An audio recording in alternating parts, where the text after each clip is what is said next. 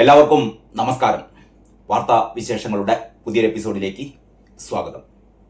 ഇന്നത്തെ പ്രമുഖ പത്രങ്ങൾ എങ്ങനെയൊക്കെയാണ് വാർത്തകൾ കൊടുത്തിരിക്കുന്നതെന്ന് നോക്കാം. ആദ്യം ദേശാഭിമാനിയാണേ. ദേശാഭിമാനിയുടെ മെയിൻ സ്റ്റോറി BJP-യിൽ പടയൊരുക്കം എന്നുള്ളതാണ്. പ്രക്ഷോഭ ചൂടിൽ ഉരുകി മോദി ഷാ അച്യുതണ്ട്.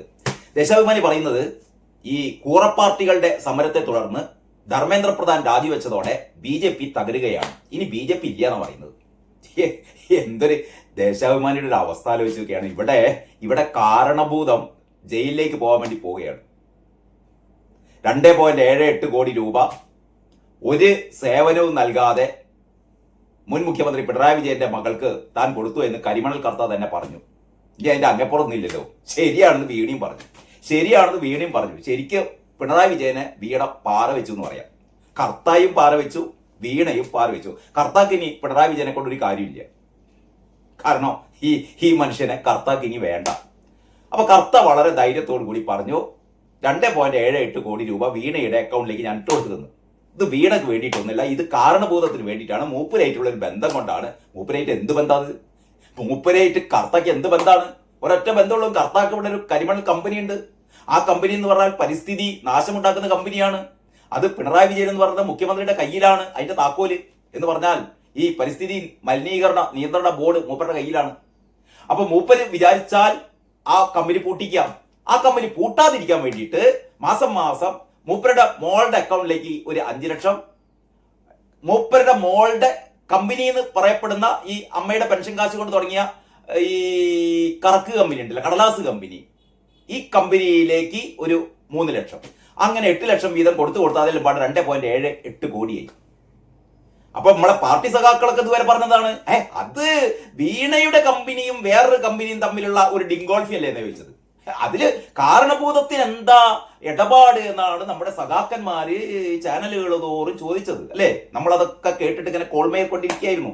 പിണറായി വിജയൻ പാവം 2 കൈകൾ, എന്റെ 2 കൈകളും എന്താണ് ശുദ്ധം. മോള് വേറൊരു കമ്പനിയായിട്ടുണ്ടായ ഇടപാട് അത്രയേ ഉള്ളൂ എന്നാ പറഞ്ഞ. അത്രയേ ഉള്ളൂ. വീണയെ ഈ ED-ക്കാർ ചോദ്യം ചെയ്തോട്ടെ, അതിനിപ്പോ എന്തിനപ്പങ്ങൾ പോയി? പാവ 25 25 ഒന്ന് ഈ ഒരു പാർട്ടി സഖാത്തി ഗവൺമെന്റ് പ്ലീഡറായി നിന്നിട്ട് ഒന്നിന് ജാമ്യം നൽകി കിട്ടി. ബാക്കിയുള്ള 25 ഇപ്പോഴും കിടക്കുകയാണ് അല്ലേ. അവിടെ മുട്ടകടിയും കൊതുകടിയും കൊണ്ട് കണ്ട് ജയിലിൽ കിടക്കുകയാണ് 25. വീണനെ രക്ഷിക്കാൻ പോയതാണ്. വീണ എന്ന് പറഞ്ഞ ആഗോള തട്ടിപ്പുകാരിയൊന്നും ഞാൻ പറയുന്നില്ല കേട്ടോ. കാരണം വീണയെ നമ്മൾ വീണയെ കുറ്റപ്പെടുത്തണ്ട. വീണ ഒരു ടൂളായിരുന്നു, ഒരു ഉപകരണമായിരുന്നു. ആർക്കുപകരണം? പിണറായി വിജയനുള്ള ഉപകരണം. ഇത് പറയുന്നത് ഞാനൊന്നുമല്ല. ഇത് പറയുന്നത് കൊടുത്ത കരിമണൽ കർത്തയാണ് പറയുന്നത്. ഞാൻ ചെങ്ങായിക്ക് 2.78 കോടി കൊടുത്തു. കാരണം ഇല്ലെങ്കിൽ ഇയാളിന്റെ കമ്പനി നടത്താൻ സമ്മതിക്കില്ല എന്ന് പറഞ്ഞാൽ പിന്നെ കൊടുക്കാതിരിക്കാൻ പറ്റുമോ? ഇയാൾക്ക് മാത്രമല്ല 154 കോടി, എത്രയാണ് 154 കോടി രൂപ കമ്പനിയിലെ ചളി മാറ്റാന്ന് പറഞ്ഞാണ്ട് ഒരു രേഖയൊക്കെ ഉണ്ടാക്കിയിട്ട് ഈ 154 കോടി ഈ പറയുന്ന കാരണഭൂതം എന്നല്ല PV ഉൾപ്പെടെ പല രാഷ്ട്രീയ നേതാക്കന്മാർക്കും അതിലെ പ്രതിപക്ഷ നേതാക്കളുണ്ട്, ബാക്കിയുള്ള സാമുദായിക നേതാക്കന്മാരുണ്ട്, മാധ്യമപ്രവർത്തകരുണ്ട്, എല്ലാവർക്കും ഞാൻ കൊടുത്തിട്ടുണ്ട്. ഇവർക്കൊക്കെ കൊടുത്താലേ എനിക്ക് എന്റെ കമ്പനി നടത്താൻ പറ്റുള്ളൂ. അങ്ങനെയാണ് ഞാൻ എന്റെ കമ്പനി നടത്തിയതെന്ന് പാവം കർത്ത പറയുന്നു. നിങ്ങൾ ആലോചിച്ച് നോക്കേണ്ടത്, കർത്തയെ കുറ്റം പറഞ്ഞുകൂടെ കേട്ടോ. അയാൾക്ക് ഒരു കമ്പനി നടത്തണമെങ്കിൽ ഈറ്റിങ്ങൾക്കൊക്കെ പൈസ കൊടുത്താലേ നടത്താൻ പറ്റുള്ളൂ. പിന്നെ എന്താ ചെയ്യുക? ഞാൻ സീരിയസ് ആയി പറഞ്ഞല്ല. കർത്ത അങ്ങനെ ചെയ്യാൻ പാടില്ല. അത് വേറെ കാര്യം. അത് രണ്ടാമത്തെ കാര്യം. ആദ്യത്തെ കാര്യം, ഇപ്പൊ കർത്ത എന്ന് പറയുന്നത് ഒരു കമ്പനി മുതലാളിയാണ് അല്ലേ. അയാൾ ഒരു കച്ചവടക്കാരനാണ്. കച്ചവടക്കാരൻ ലാഭം ഉണ്ടാക്കാൻ വേണ്ടിയിട്ട് പലതും ചെയ്യും. പക്ഷെ അത് നിയന്ത്രിക്കേണ്ടത് ആരാണ്? ഭരണപക്ഷത്തുള്ള ആൾക്കാരാണ്. അതിനാണ് നമ്മൾ ഇവരെ വോട്ട് ചെയ്ത് പറഞ്ഞയക്കുന്നത്. പിണറായി എന്താ ചെയ്തത്? പിണറായി കഴിഞ്ഞ 10 വർഷം എന്താ ചെയ്തത്? മോക്ക് കമ്പനി ഉണ്ടാക്കി കൊടുത്തു അല്ലേ. എന്നിട്ട് പറയും ഭാര്യന്റെ പെൻഷൻ കാശ് കൊണ്ടാണ്. കർത്ത പറഞ്ഞു കമ്പനി ഉണ്ടാക്കി കൊടുത്തു ഞാനാണ് പറഞ്ഞത്. എംപവർ ഇന്ത്യ, മൂപ്പരുടെ ഭാര്യയുടെ പേരുള്ള സ്ഥാപനം എംപവർ ഇന്ത്യയാണ് കമ്പനി തുടങ്ങാനുള്ള പൈസ കൊടുത്തതെന്നാണ് പറഞ്ഞത്. പോരെ. അപ്പൊ ഇതൊരു ആമുഖമായിട്ട് ഞാൻ പറഞ്ഞത് അറിയൂ. ഇന്നത്തെ ദേശാഭിമാനി എന്നിട്ട് ഉളുപ്പില്ലാതെ ഈറ്റിങ്ങള് മേലെ തന്നെ എന്താണെന്നറിയൂ. വേറൊരു വാർത്ത, ആളിക്കത്തി മെഴുകുതിരി പ്രതിഷേധം. അതായത് ഇവരെ വലിയ കണ്ടുപിടുത്തം പറഞ്ഞാൽ നാട്ടിലിപ്പം കറണ്ട് ഇല്ലാന്നാ. അതായത് ഒന്ന് ആലോചിച്ച് നോക്കണേ, ഈറ്റിങ്ങളെ ബുദ്ധി എന്നാ തെളിയ.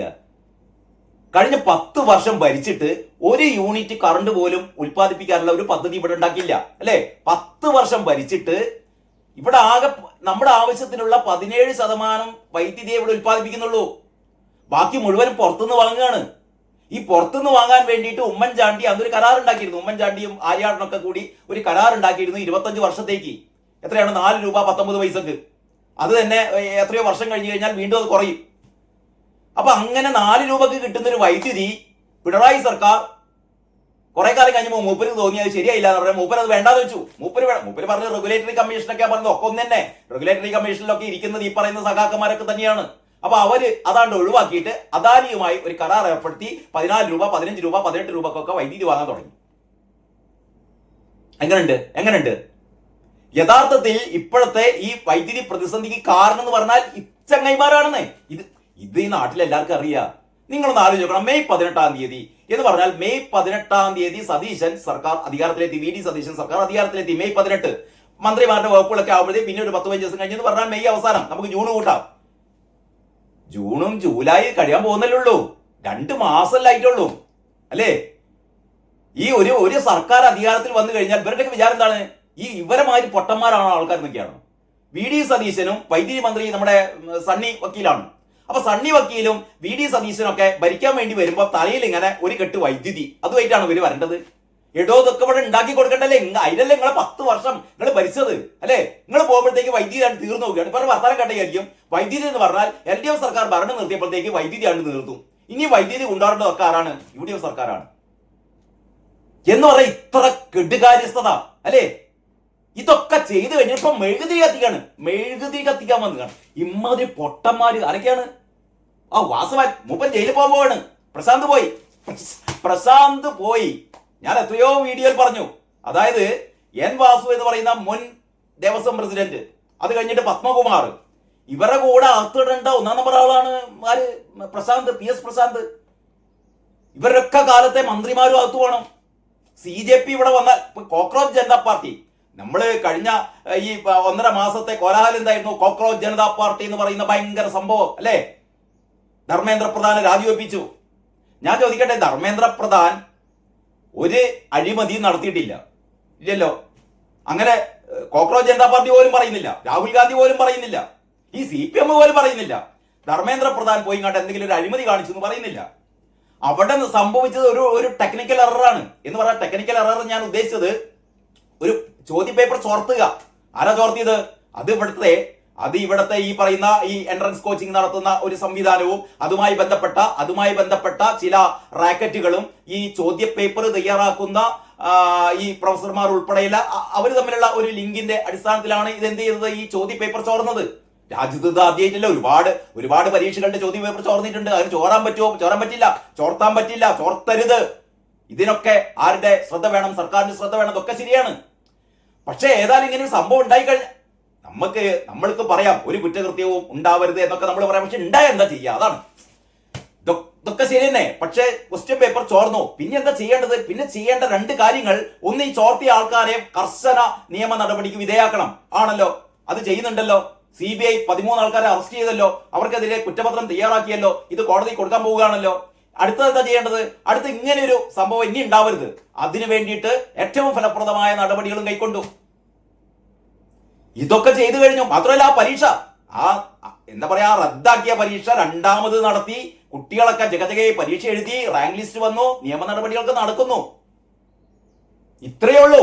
പക്ഷേ ധർമ്മേന്ദ്ര പ്രധാൻ രാജിവെക്കണം. രാജിവെപ്പിച്ചു, ശരി, രാജിവെച്ചു. ഞാൻ ചോദിക്കട്ടെ, അതുമായിട്ട് കമ്പയർ ചെയ്യുമ്പോ ഈ ഇടതുപക്ഷ സർക്കാരിന് ഇപ്പൊ രാജിവെക്കണം എന്ന് പറയുന്നതിൽ അർത്ഥമില്ലല്ലോ. ജനങ്ങൾ തന്നെ പിടിച്ചിങ്ങാണ്ട് മൂലക്കിലിരുത്തിയിട്ടുണ്ട്. പക്ഷെ അവര് വിചാരണ ചെയ്യപ്പെടണം. കഴിഞ്ഞ 10 വർഷം ഈ കേരളത്തെ കട്ടുമുടിപ്പിച്ചത് പിണറായി സർക്കാരാണെന്നുള്ളത് ഇവിടുത്തെ കൊച്ചുകുട്ടികൾക്ക് പോലും അറിയാം. ആർക്കും സംശയമുണ്ടോ? ഇവരെന്നിട്ട് കണ്ണ് പൊടിയിടാൻ വേണ്ടിയിട്ട് ഈ പറയുന്ന വാസവനും, ഞാൻ വാസവന്റെ കാര്യം പറഞ്ഞത്, PS പ്രശാന്ത് പിടിക്കപ്പെടുമെങ്കിൽ അതിന് പിന്നാലെ ആരും പിടിക്കപ്പെടേണ്ടതാണ്, വാസവനും പിടിക്കപ്പെടേണ്ടതാണ്. ഇന്നലെ വരെ PS പ്രശാന്തിനെ സംരക്ഷിച്ചു നടന്ന ആളാണ്. PS പ്രശാന്തിനെ പിടിച്ചു കഴിഞ്ഞാൽ പറയുന്നു അത് അയാളുടെ കാര്യം, അത് എന്നോട് ചോദിക്കേണ്ടതാണ് പറയുന്നത്. നമ്മൾ അന്നേ പറഞ്ഞിട്ടുണ്ട്. അതായത് ശബരിമലയിലെ ഈ തിരുവാഭരണവുമായി ബന്ധപ്പെട്ട കാര്യങ്ങളൊന്നും പുറത്തേക്ക് കൊണ്ടുപോകരുത് എന്ന് അവിടുത്തെ സൂപ്രണ്ട് പോലും പറഞ്ഞു. ഈ തിരുവാഭരണ കമ്മീഷണർ പറഞ്ഞു. ഇതൊക്കെ പറഞ്ഞിട്ട് ഇതൊന്നും എന്താ പറയാ, ഇതൊന്നും അംഗീകരിക്കാതെ ഹൈക്കോടതി നിയമിച്ച സ്പെഷ്യൽ കമ്മീഷണറെ കണ്ണ് വെട്ടിച്ച് മൂപ്പര് കൊണ്ടുപോയതാണ്. ആര്? പ്രശാന്ത് ഒറ്റക്കായിരിക്കും കൊണ്ടുപോവുക അല്ല. അവിടെ ഒരു കൂട്ടുകെട്ടുണ്ടായിരുന്നു. മുരാരി ബാബു മരിച്ചുപോയി. അങ്ങനെ കൊണ്ടുപോയപ്പോഴാണ് ദേവസ്വം ഈ സ്പെഷ്യൽ കമ്മീഷണർ ഹൈക്കോടതിയുടെ ശ്രദ്ധയിൽപ്പെടുത്തിയത്. ഇതാ കൊണ്ടുപോയിട്ടുണ്ട്, നമ്മളെ അറിയിക്കാതെ സ്വർണം പൂശാൻ വേണ്ടി കൊണ്ടുപോയി. അപ്പോഴാണ് ഹൈക്കോടതി ഞെട്ടിയത്. ഇത് 2019 40 വർഷത്തെ ഗ്യാരണ്ടിയിൽ സ്വർണം പൂശിയ സാധനമാണ്. 4 കൊല്ലാകുമ്പോഴത്തേക്ക് വീണ്ടും കൊണ്ടുപോവുകയാണ്. അപ്പോഴാണ് പിടിച്ചത്. ഇപ്പതാ തെളിയുന്നു. അതിലും സ്വർണം മോഷ്ടിച്ചു. അതാണ് കൈരളിക്കാരൻ എന്നൊക്കെ പറഞ്ഞുകൊണ്ടിരുന്നത്. എവിടെ സ്വർണം പോയി കേട്ടില്ലേ? കൈരളി TV കുറെ കാലം പറഞ്ഞുകൊണ്ട് നടന്നു. ഏതാണ് നമ്മുടെ 2019 സ്വർണം പൂശലില് ഏതാണ്ട് 4.5 കിലോ സ്വർണം പോയി എന്ന രീതിയിലുള്ള ഒരു പ്രാഥമിക ഒരു വെളിപ്പെടുത്തലൊക്കെ വന്ന കാലത്ത് കൈരളി TVക്കാരൻ പറഞ്ഞത് സ്വർണം പോയിട്ടൊന്നുമില്ല, സ്വർണം കൂടിയിട്ടേ ഉള്ളൂ എന്ന് പറഞ്ഞത്. സ്വർണം കൂടിയിട്ടുള്ളൂ, എവിടെ പോയി സ്വർണം കൂടിയിട്ടേ ഉള്ളൂ എന്നൊക്കെ അവിടുത്തെ ഒരു മണുകുടാഞ്ചം പറയുന്നത് നമ്മൾ കേട്ടു. ഏതാ പ്രശാന്ത് കൊണ്ടുപോയ ഈ 2025 കൊണ്ടുപോയത്, 2025 കൊണ്ടുപോയപ്പോഴും അതൊന്നും കട്ടു. ഈ കക്കലിനൊക്കെ അപ്പൊ ഈ മന്ത്രിമാർക്ക് ഒരു ഉത്തരവാദിത്വം ഇല്ല എന്ന് പറയുന്നത്. കടകംപള്ളിക്ക് ഉത്തരവാദിത്വം ഇല്ല, വാസവന് ഉത്തരവാദിത്വം ഇല്ല, ഇവർക്ക് മേലുള്ള കാരണഭൂതത്തിന് ഉത്തരവാദിത്വം ഇല്ല. ഇപ്പൊ കാരണഭൂതം തന്നെ ഏറ്റവും വലിയ രസം എന്താ അറിയൂ, ഇന്നലെ ഏഷ്യാനെറ്റ് ചർച്ചയിൽ അബ്ജോദ് വർഗീസ് ഈ മറ്റേ ന്യൂസ് അവർ ചർച്ച സമാപിപ്പിക്കുന്നത് എങ്ങനെയാണെന്ന് അറിയൂ. ഈ കരിമണൽ കർത്താവിന്റെ ഈ പൈസ 2.78 കോടി രൂപ പിണറായി വിജയന് വേണ്ടിയിട്ടാണ് കൊടുത്തത് എന്നൊക്കെ പറഞ്ഞ ആ ചർച്ചയിൽ, ഈ ചർച്ചക്കൊടുവിൽ ഇത് ചർച്ച വൈൻഡപ്പ് ചെയ്യുന്നത് എങ്ങനെയാന്ന് വെച്ചാൽ, ദേശാഭിമാനി അതിന്റെ ബാക്ക് പേജിൽ നിന്ന്, ദേശാഭിമാനി വാരാന്ത്യ പതിപ്പ് അതിന്റെ ബാക്ക് പേജിൽ നിന്ന് ഒരു നാടക ലേഖനം ഒഴിവാക്കിയല്ലോ. കള്ളൻ വിജയൻ എന്നുള്ള തലക്കെട്ട് ആണ് എന്നുള്ളത് കൊണ്ട്. അപ്പൊ അബ്ജോദ് വർഗീസ് പറഞ്ഞത് ഇങ്ങനെ പോയാൽ അതായത് ഇപ്പം ഈ വെളിപ്പെട്ട സാഹചര്യത്തിൽ യഥാർത്ഥത്തിലുള്ള തലക്കെട്ട് കള്ളൻ വിജയൻ എന്നുള്ളത് ഒരാൾക്കേ ചേരൂ. അത് ആ പി വി ഞാനല്ല എന്ന് പറഞ്ഞ ഈ PV ക്ക് ചേരുള്ളൂ എന്ന് പറഞ്ഞു. അതൊക്കെയാണ് സഖാക്കന്മാരുടെ സംഭവം. അപ്പൊ ഫുൾ തമാശയാണ്. ആളിക്കത്തി മെഴുകുതിരി പ്രതിഷേധം എന്ന് പറയുന്നത്. ഇവരിങ്ങനെ പ്രതിഷേധിക്കുകയാണ്, ആളിക്കത്തിപ്പിക്കുകയാണ്. ഇവിടെ ഓരുണ്ടാക്കിയ പിണറായി സർക്കാർ ഉണ്ടാക്കിയ വൈദ്യുതി ക്ഷാമം ഇപ്പൊ ഇവിടുന്ന് മെഴുകുതിരി കത്തിക്കുന്നു. ഇത് അപഹാസ്. ഇവരുടെ വിചാരം, ഞാൻ പലകുറി പറഞ്ഞതാണ്, ഇവരുടെ വിചാരം, ഈ പൊട്ടന്മാരുടെ വിചാരം ഇവരെ മാതിരി പൊട്ടന്മാരാണ് ആൾക്കാർ എന്നൊക്കെയാണ്. എന്താ ചെയ്യല്ലേ?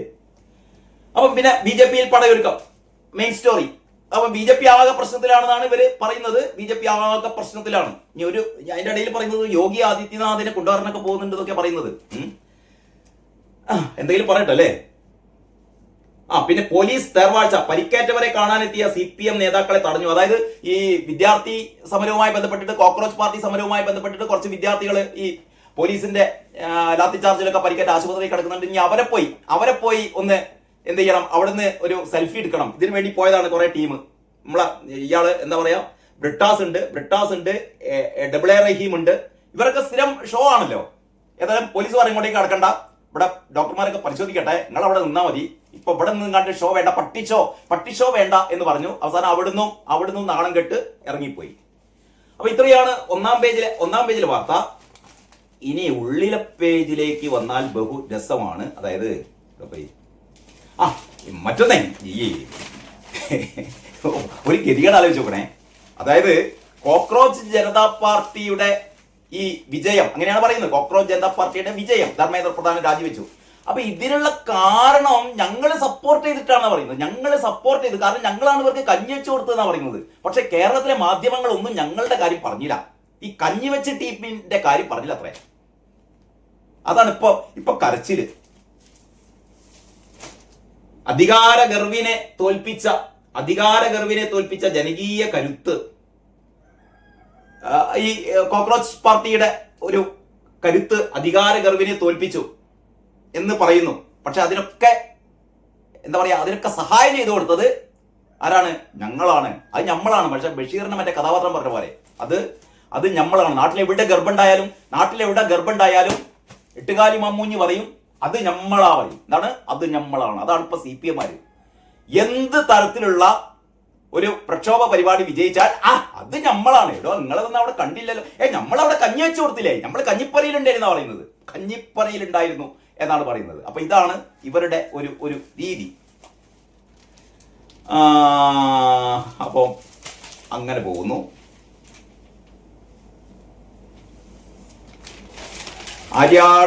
ആര്യാടനും സണ്ണിയും മറ്റേ അന്നും ഇന്നും ഇരുട്ടിലാക്കുന്ന ഇന്ദിരാക്കട്ട്, ഈ പവർ കട്ടിന് ഒരു ഇന്ദിരാക്കട്ട് എന്നാ പേരിട്ടതോ. ഞാനൊരു വീഡിയോ പറഞ്ഞു, ഇന്ദിരാക്കട്ട് എന്നല്ല പറഞ്ഞത്, അതിന് കോരൻ കട്ട് എന്നാ പറയേണ്ടത്. എന്താണ് കോരൻ കട്ട്? അതല്ലേ ശരി അല്ലേ? പാവോ ഇന്ദിരാഗാന്ധി എന്തിന് ഇതിലേക്ക് വലിച്ചടിക്കുന്നത്? കേരളത്തില് ഈ വൈദ്യുതി ക്ഷാമം ഉണ്ടാക്കിയത് ഇന്ദിരാഗാന്ധിയാണ്. കഴിഞ്ഞ 10 വർഷം ഭരിച്ചിട്ട് ഒരു യൂണിറ്റ് വൈദ്യുതി പോലും അധികം ഉൽപ്പാദിപ്പിക്കാത്ത, വൈദ്യുതി വിതരണം താറുമാറാവാതിരിക്കാൻ വേണ്ടിയിട്ടുള്ള മുൻകരുതലുകൾ ഒന്നും എടുക്കാത്ത ആ കട്ടിനെ ഇന്ദിരാക്കട്ട് എന്നാ വിളിക്കേണ്ടത്.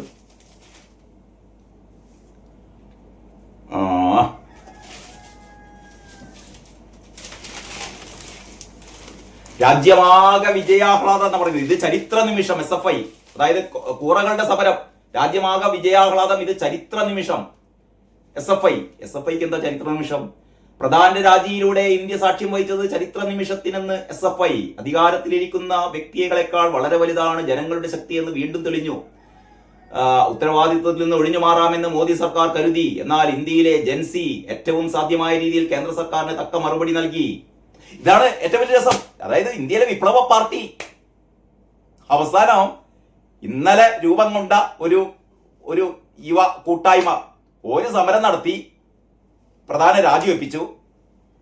SFIക്ക് ഒരു റോൾ ഉണ്ടായില്ല. റോൾ ഉണ്ടാവാൻ ആള് വേണ്ടേ? ആകെ ബ്രിട്ടാസും റഹീമും പോയി കണ്ട് അവിടെ ഷോ നടത്തിയാൽ എന്ത് കാര്യം? അവസാനം കയ്യും കാലും പിടിച്ച് ദീപ്കേനെ കൊണ്ട്, ഈ അഭിജിത്ത് ദീപ്കേനെ കൊണ്ട് ഒരു നന്ദി പറയിപ്പിച്ചു. നമ്മളുണ്ടല്ലോ അവസാനം ഒരു യോഗമൊക്കെ കഴിഞ്ഞാൽ നന്ദി പറയല്ലോ. ഈ മൈക്ക് ഇവിടെ ഞങ്ങൾക്ക് ശബ്ദവും വെളിച്ചവും നൽകിയ മൈക്ക് ഓപ്പറേറ്റർക്ക് നന്ദി എന്നൊക്കെ പറയാറുണ്ട് അല്ലെ? സാധാരണ അങ്ങനെയാണ്. അതൊരു എന്താ പറയാ, ഒരു ഔപചാരികമായി നന്ദി പറച്ചില് അങ്ങനെ പറയാറുണ്ട്.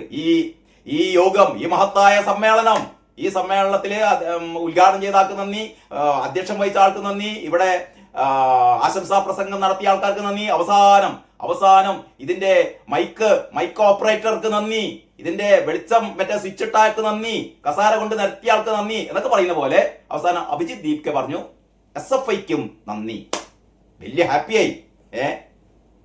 അഭിജിത്ത് ദീപ്കയുടെ ചിറകിൽ പറക്കുന്ന അഭിജിത്ത് ദീപ്കയുടെ ചിറകിൽ പറക്കാൻ ആഗ്രഹിക്കുന്ന SFI അതിനെ വാഴ്ത്തുകയാണ്. ഇടതുപക്ഷ വിദ്യാർത്ഥി സംഘടനകൾക്ക് നന്ദി അറിയിച്ച് CJP. വലിയ കാര്യമായി, വലിയ തലക്കെട്ട് കൊടുത്താണ്. ഇടതുപക്ഷ വിദ്യാർത്ഥി സംഘടനകൾക്ക് നന്ദി അറിയിച്ച് CJP. കഞ്ഞി വെച്ചവർക്ക് നന്ദി അറിയിക്കണല്ലോ അല്ലേ? വേണ്ടേ? കഞ്ഞി വെച്ചവർക്ക് നന്ദി അറിയിക്കണം. തമസ്കരിച്ച മലയാള മാധ്യമങ്ങളൊക്കെ അത് തമസ്കരിച്ചത്രേ. എന്ത് ചെയ്യാനാണ്? മോദി സർക്കാരിന്റെ അടിത്തറയിളകി. വേറെ 1-ാം പേജിൽ കൊടുത്തിട്ട് തൃപ്തിയായില്ല. ഇനി അടുത്ത് വരുന്ന CJPക്ക് പിന്നാലെ E20 ജനതാ പാർട്ടി വരുന്നു. എത്തനോൾ ചതി വേണ്ടെന്ന് പറയുന്നത്. അപ്പൊ ഇവർ കാത്തിരിക്കുകയാണ്. മറ്റൊന്ന് ഏതായാലും ഇവർക്ക് ആവൂല. അതുകൊണ്ട് ഇത്തരത്തിലുള്ള കൂട്ടായ്മകൾ വരട്ടെ. ഞങ്ങൾ കഞ്ഞി വെച്ച് കാലം കഴിച്ചോളാന്നാണ് ദേശാഭിമാനി പറയുന്നത്. അപ്പൊ അതാണ് ദേശാഭിമാനിയുടെ വിശേഷങ്ങളെ. അടുത്ത പത്രം മാതൃഭൂമി വിശേഷങ്ങൾ അടുത്ത വീഡിയോയിൽ ആരും മിസ് ചെയ്യരുതേ. മാതൃഭൂമി ഇന്ന് ഒരു യമണ്ടൻ പത്രമാണ് കേട്ടോ. ഒരു യമണ്ടൻ പത്രമാണ് മാതൃഭൂമി. അപ്പം മാതൃഭൂമിയുടെ വിശേഷങ്ങൾ അടുത്ത വീഡിയോയിൽ. അതുവരെ എല്ലാവർക്കും നന്ദി, നമസ്കാരം.